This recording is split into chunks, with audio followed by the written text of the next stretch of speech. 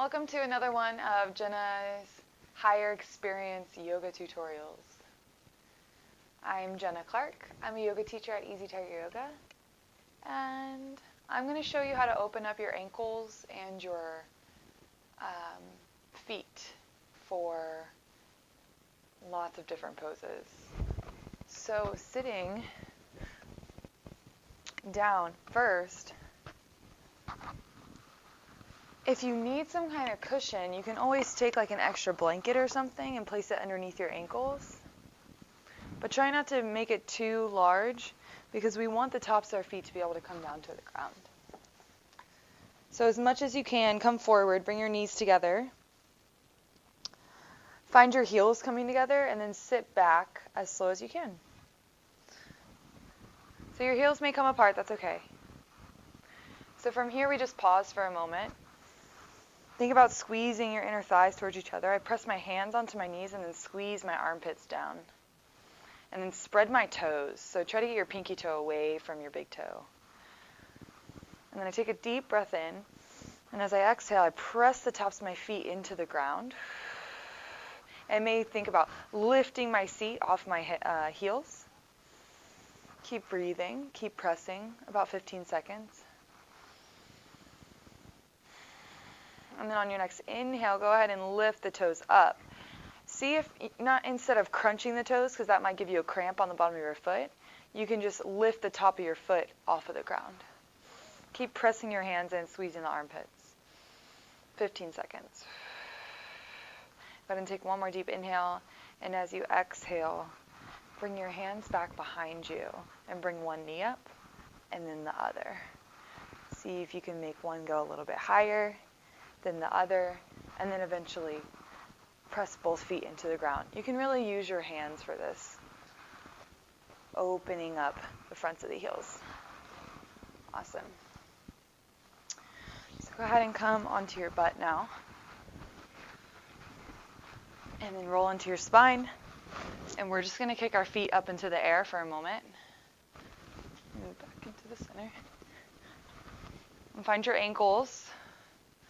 Think about pulling them down, the tops of the feet down towards the face, and really squeeze for 5, 4, 3, 2, and 1. And then try to rotate it out to the side. So you can think about bending the ankle, finding a crease on the outer sides of the ankle and extending the inner ankles. And then keep rolling that foot out to the side as you come into full extension.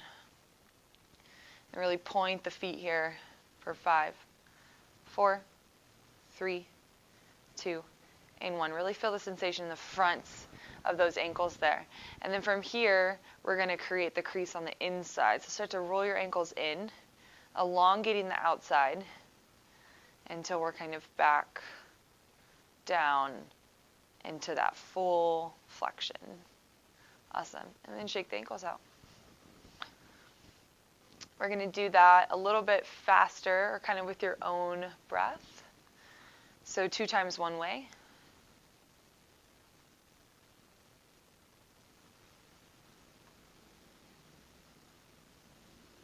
And then 2 times the other way. This will start to hurt in the front of your calves here, on your shins. Whew. And then shake those puppies out. Awesome.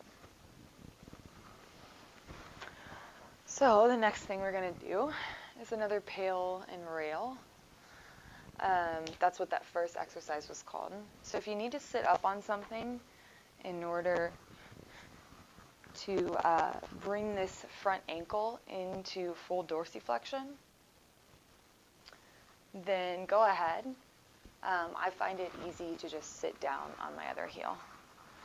But you could even come into a wider stance and then come forward. But my ankle dorsiflexion is so extreme that it's much easier for me to just sit down. So you can have a weight here, a pillow. I could take this and lay my chest on it. Kind of anything that just kind of like weighs it down you could use. And think about stacking the knee directly over the feet so you're not kind of pressing over to the right or the left right now, but straight in the center. you can work on those angles as well if you'd like. So find the passive range of motion with your knee coming closer to the ground, the heel staying on the ground, and then start to press the toes into the floor. You're going to feel this in the front of your ankle here. So start to press, press, press for 5, 4, 3, 2, and 1. And then go ahead and relax for a moment. See if you can get back into that end range with your knee. And then start to lift the top of your foot up towards your shin for 5, 4, longer than that actually, 15 seconds. Keep breathing. Keep lifting. For 5, 4, 3, 2, and 1. Go ahead and release. You can shake that out if you need to. Go ahead and do that as many times as you want.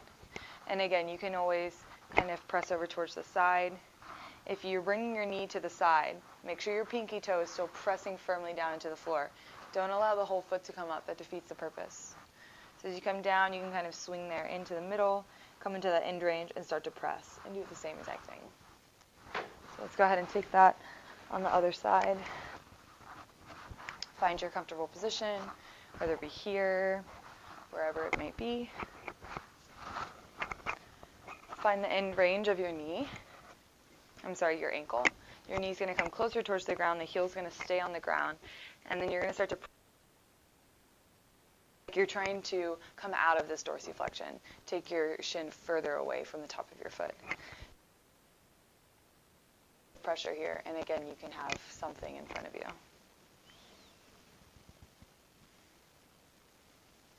For 5, 4, 3, 2, and then 1. Go ahead and relax for a moment. See if you can get any further, and then start to lift your foot up. Your toes may come off the floor. If they don't, that's fine. Think about lifting the middle of your foot up towards your shin. Keep breathing.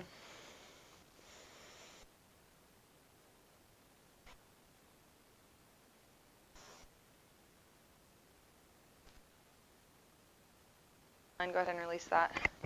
Come sitting back. Roll them out. So you can do that as many times as you want. I would suggest like 3 times maybe on each ankle, each way. Don't overdo it. You know, the middle ground, that's where life is at, right?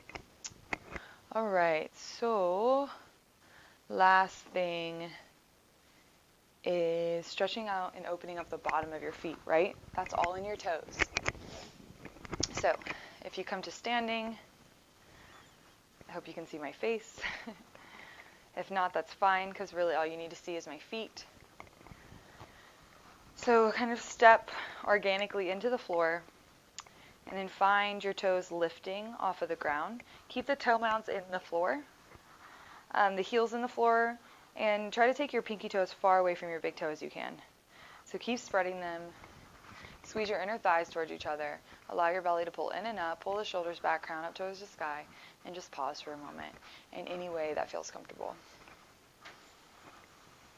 And then pull the pinky toe as far away from the big toe, and then set that pinky toe down, and then the 4th toe, and then the 3rd, and then the 2nd, and leave the big toe up. Notice if your big toe is lifting and adducting, so coming towards the 2nd toe, or if you can lift it by itself, independently of that 2nd toe. Keep lifting. Take one more deep inhale. As you exhale, plant that big toe down and lift all the other toes now. So now the big toe is the one that's driving the force down. Keep squeezing the inner thighs towards each other, pulling the belly in and up. Use the work of your whole body here. Allow your breath to be steady.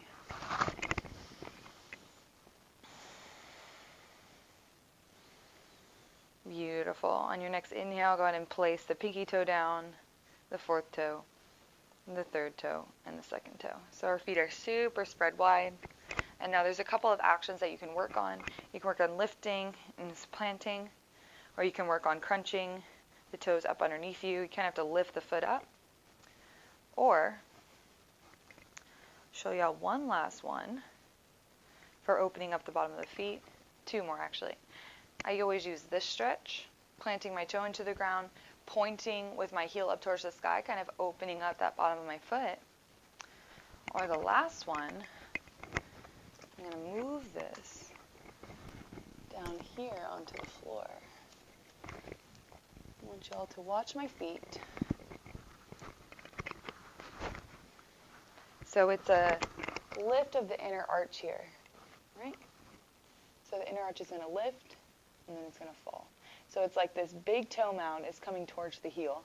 All the toes still plant, but you're working on that lift of the inner arch. You'll notice the top of the ankle here starts to work, the top of the foot works, and that this underneath your foot right here will start to pulse and work as well. And it can work all the way into the pinky side.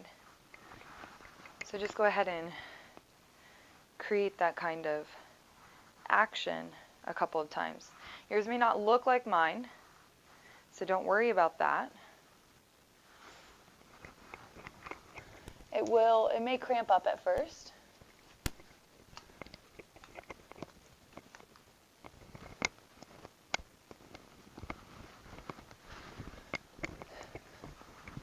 But the better work you do with your feet, your whole body will open up.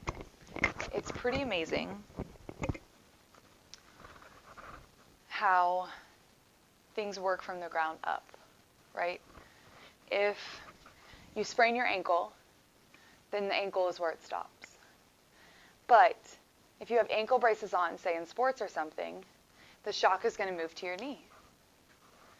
If you have a knee brace on, the shock is going to move to your hip. If your hips are tight and stable, then it's going to move to your low back. It's just a chain reaction that moves up. So if you open your feet, if you strengthen your feet, if you work on your ankles, then the rest of it starts to work well as well. Because you have to move piece by piece. Our body is a bunch of different pieces working together as one. So think about the body like that, in pieces.